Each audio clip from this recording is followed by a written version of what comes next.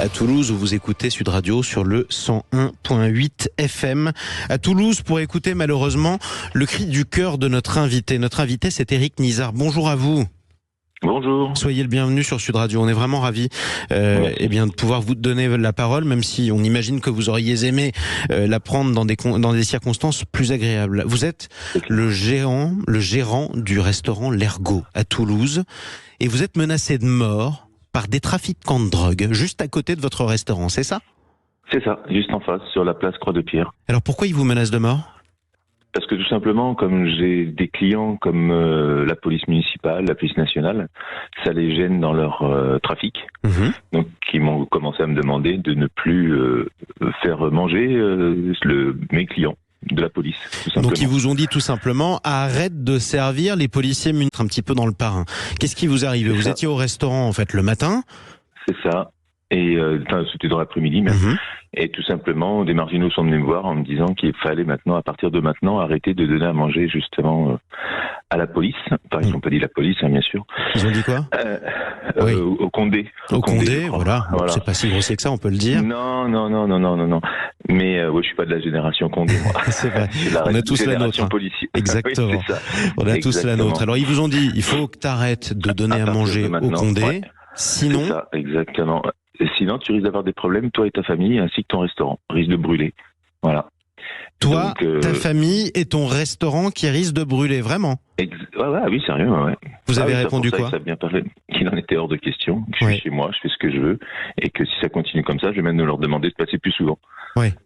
Qu'est-ce qu'ils vous ont répondu ensuite ? Qu'est-ce qui s'est passé après ça ? Rien. Après ça, effectivement, j'ai eu des gestes un petit peu venant justement de ces personnes, pas des marginaux, mais des trafiquants. En mettant le pouce sous la gorge et en faisant le geste, vous savez, de égorger. Le geste de l'égorgement. Exactement. Donc tous les jours quand vous allez au restaurant, quoi. Quand je les regarde. Mais bon, après, en plus, moi, je les regardais même pas. Donc, c'est vraiment... Alors, plus, vous me dites... Ils sont persuadés que je les appelle tous les jours, la police, alors qu'ils viennent manger. Donc, voilà. Écoutez, c'est que la table est bonne, en tout cas, en général. Quand des clients viennent toujours au même endroit, c'est plutôt bon signe pour un restaurant. Alors, vous dites que vous les croisez. Vous les croisez tous les jours ? Enfin, ils ont pignon sur rue, ces dealers ? Ah oui, ils sont sur la place Croix-de-Pierre. En plus, le problème que nous avons en plus, la place Croix-de-Pierre est bien faite, mais vous avez d'un côté les les marginaux, qui sont sur cette place, consommateurs également. Vous avez donc les trafiquants et puis aussi d'autres consommateurs, mais lambda, pas que les marginaux. Et ça a toujours été à cet endroit-là, cette situation, ou pas ? 8 mois, ça fait 8 mois que ça dure. Ça fait 8 mois, il faut dire aussi que certains points de deal ont fermé à Toulouse, d'autres se sont déplacés. Exactement. Ça a beaucoup changé, il y avait notamment un quartier Arnaud Bernard qui a été en quelque sorte nettoyé, ça a déstabilisé d'autres endroits dans le centre-ville par exemple. Qu'est-ce que vous demandez à vos clients, du coup, les policiers ? C'est-à-dire ? Est-ce que vous demandez à vos clients policiers de faire quelque chose précisément ? Oui.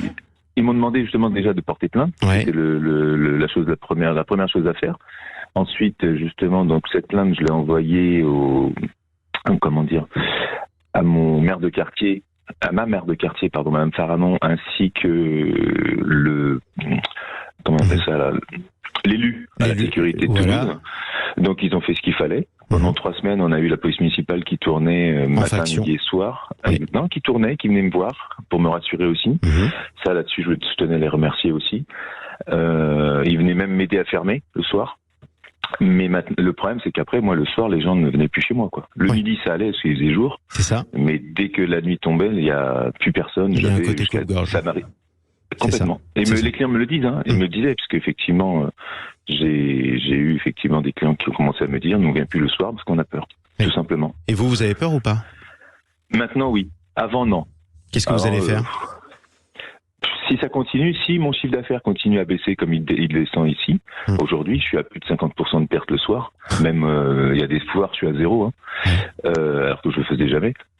Je partirai. Après, effectivement, comme quelqu'un m'a déjà dit, tu veux les laisser gagner. Qu'est-ce que je fasse ? Je suis tout seul. Si vous êtes le seul à payer, effectivement, c'est compliqué.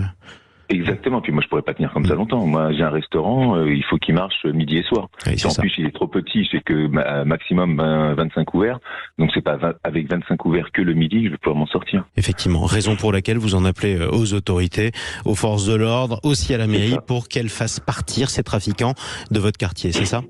C'est ça. Ils ont commencé puisque j'ai été justement la nationale a commencé à venir.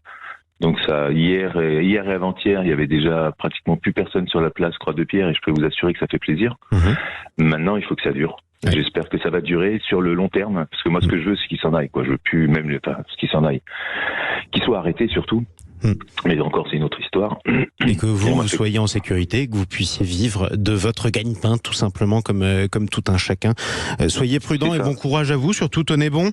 Merci beaucoup d'avoir pris la parole sur Sud Radio. On reprendra de vos nouvelles si on descend à Toulouse. Quand on redescendra à Toulouse, on essaiera de passer quand même vous voir, parce que ça fait envie malgré tout. Éric Nisard, vous êtes le gérant du restaurant L'Ergot à Toulouse, la place Croix-de-Pierre. Si vous nous écoutez sur Toulouse, tiens, passez-y quand même. Hein. Il y a des restaurateurs qui ont besoin de soutien. Bon courage à vous. Il est